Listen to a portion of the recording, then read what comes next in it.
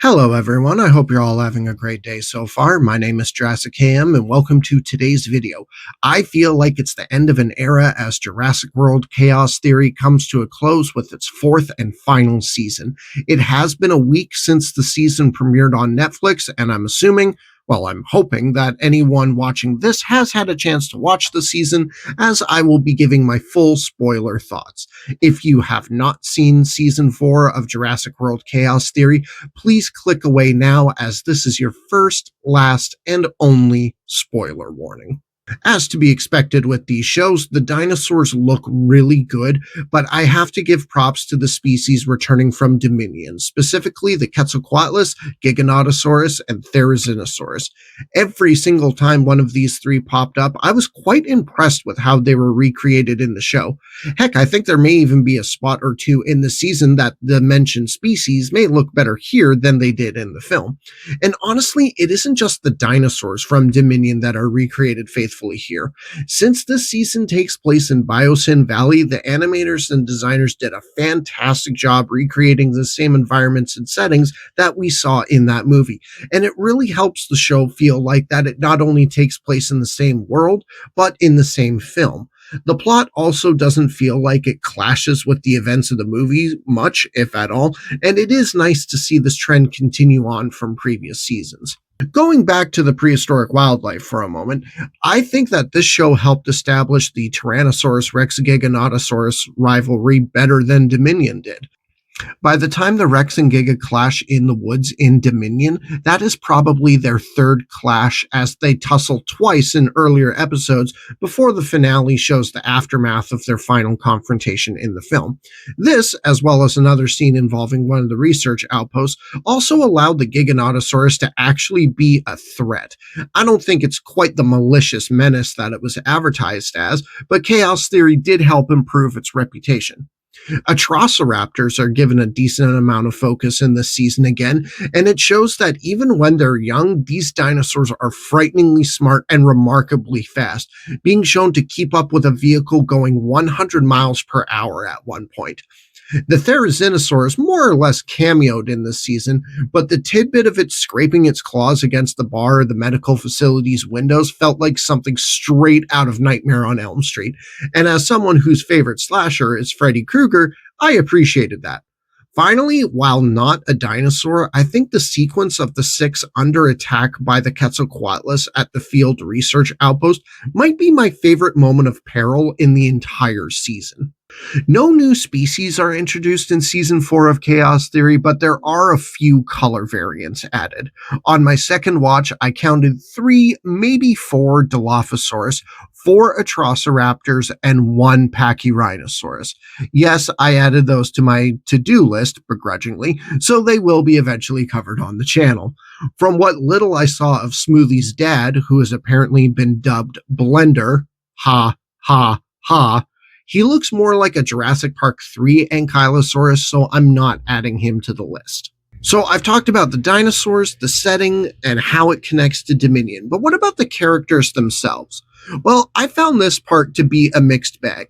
Yes, it is great to see all the Nublar 6 back in the same room again, and they even acknowledge that there is a lot of drama between them, given the events that kicked the show off. But I found that there were a few too many parts where tensions were rising and they'd get snippy with one another when it really didn't feel like the time or place. I know that emotions are running high because, hey, so are the stakes, but there were a few moments where I expected someone to stand up and say, look, I know that there are a lot of unresolved issues between us, and we're going to have some very uncomfortable conversations once this is all said and done. But if we can't work together right now, Biosyn wins, and no one is safe. With that said, I think I appreciated Brooklyn and Sammy's conversations the most because Sammy was completely upfront with her by saying, I don't know if we're good, at least not right now, but it's a lot to work through and I need time to process it all. I'm paraphrasing, of course, but you get the idea.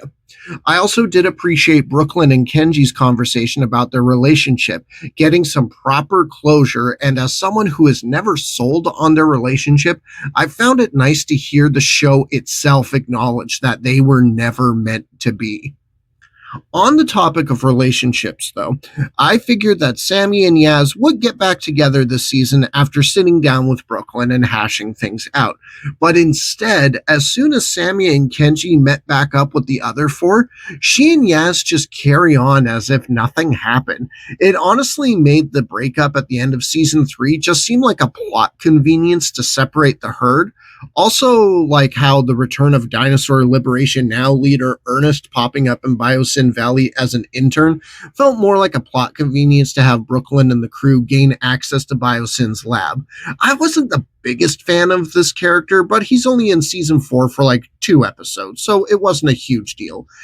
If you're wondering, this has the lowest body count in any seasons of Chaos Theory. I counted 3 human deaths, but one is Dodson's from Dominion, so that one might not even count. The ending of this series is bittersweet, though. Yes, it's nice that the plot points have all been wrapped up, except for Bobby Nublar. Whatever happened to that guy? Bumpy and Smoothie have been reunited, and the gang can work on trying to have a less perilous life. However, with the events of Rebirth establishing that dinosaurs can only survive in equatorial environments 5 years down the road, it just means that unless there is a new series or one-off or whatever about the group trying to bring their Ankylosaurus family out of Biosyn to somewhere more survivable, their efforts seem for naught. I already said in my Rebirth spoiler review that I was not confident that any of the dinosaurs in Biosyn Valley were left due to how far they were from the equator. So yeah, that includes Bumpy, Smoothie, Blender, and all the other dinosaurs, and I maintain that they deserve better. As for outright negative points that I have, I still hate that the show uses a lot of Velociraptor sound effects for the Atrociraptors. There are some younger ones here being trained by Biosyn with the same laser targeting system that the Atrocity Squad from the previous seasons had, but there's a part where the group is watching them run a test and Darius is horrified, like, they're babies and they're already killing machines. Why is he so surprised? These new Atrociraptors aren't that small, and they're natural predators. Also on this topic, why is Dr. Wu so shocked that the Atrociraptors are being trained like this? He claims that this theropod access program was meant to be used for search and rescue, but I don't really buy that, considering that he used and incorporated the same technology into the Indoraptor's engineering. It's no secret that many of the protagonists from Jurassic Media have survived thanks to a little thing called plot armor. We all know it, it's okay to say it, but there is a sequence in Chaos Theory that took it to a new level for me. So Kenji and Ben are in the medical building and get attacked by Dilophosaurus, right? Kenji shoves Ben into an elevator and shocks the door closed, separating an injured Ben from the attacking predators. More on that injured part later, don't worry. There's 4 Dilophosaurus, 1 Kenji, the roof was on fire and collapsing. Yet a few minutes later, once Ben gets out of the elevator and into a Biosyn hyperpod, Kenji comes tearing around the corner without a scratch, and 3 of those 4 Dilophosaurus still hot on his heels. When he saw this, my son said, at this point, I'm pretty sure Kenji could beat Goku. We all had a good laugh at that line, but like they couldn't have scratched up his clothes, muddy him up a bit, give him some bruises, mess up his hair, something? Another thing that kind of bugged me was when the Nublar 6 are escaping Biosyn Valley, they are ambushed by the young Atrociraptor pack, who are in turn ambushed by the Nublar Rex and the other 2 Tyrannosaurs from the end of Dominion. Dominion director and co-writer Colin Trevorrow did confirm that those 2 Rexes were intended to be Buck and Doe from the Lost World Jurassic Park. And while they didn't look exactly the same as they did in that movie, you could at least see there was a difference between Roberta and them, right? Here, the powers that be decided to literally copy and paste Roberta's model. So they're willing to make more Dilophosaurus, Atrociraptor, and Pachyrhinosaurus variants, and they even managed to include Triceratops in the Netflix content for the first time after 5 years and 9 seasons. But adding color variants to the Tyrannosaurus was out of the cards? Like, perhaps budget or time constraints were an issue here, but come on. The biggest problem that I had with season 4, honestly, was the pacing. I can't quite put my finger on something specific, but this season feels longer than the others, despite only being 9 episodes versus the usual 10. And the episodes aren't any longer than any of the other seasons, but some parts of it just drag. Again, I can't give you a specific example as to why, but both times I watched season 4, it just felt like it took longer than the others. So, this last talking point is mostly positive, but it is the most spoilery, which is why I'm saving it for last. If you saw the summary from the back of the novelization of season 4, you'd know that it says that not all of the Nublar 6 will make it out in one piece.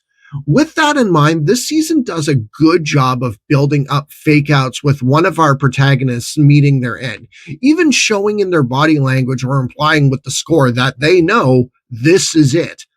But then it takes a major turn at the end of episode 5 when Ben gets struck by a stegosaurus tail and has a thagomizer embedded in his abdomen. The show lays it on thick that he is going to die. And considering how episode 8 ends, if you know, you know, I wonder if there's a version of this show where Ben doesn't live to see the finale. It wouldn't be the first time that this idea would have been considered, as earlier versions of Camp Cretaceous had Ben not survive his fall from the monorail in the park. Ben ultimately surviving but requiring medical attention and even dying for, quote, about a second, according to him, isn't the first time that the show has psyched us out with a main character's fate. The show did start with that, after all. But with all that buildup and no payoff, something about that doesn't sit right with me. In conclusion, while I have some issues with how a few things turned out in the show, I did still enjoy my time with season 4 of Jurassic World Chaos Theory. And while I know it is certainly a possibility that we'll see the Nublar 6 in future stories, how the show concludes feels, to me anyway, that the book has been closed on these characters, truly marking the end of an era as the last of the pre-rebirth content. I don't like this season as much as season 1, but I did enjoy it more than seasons 2 and 3. I will make a short eventually with my updated series ranking, but in the meantime, let me know what you thought of season 4 of Jurassic World Chaos Theory in the comments below. As usual, just keep it civil. Folks, if you've made it this far into the video, I want to thank you so much for taking the time out of your day to watch it. If you like what you see, be sure to give the video a like, subscribe to the channel, ring the bell for future notifications, and share this video around. And until next time, this is Jurassic KM, signing off.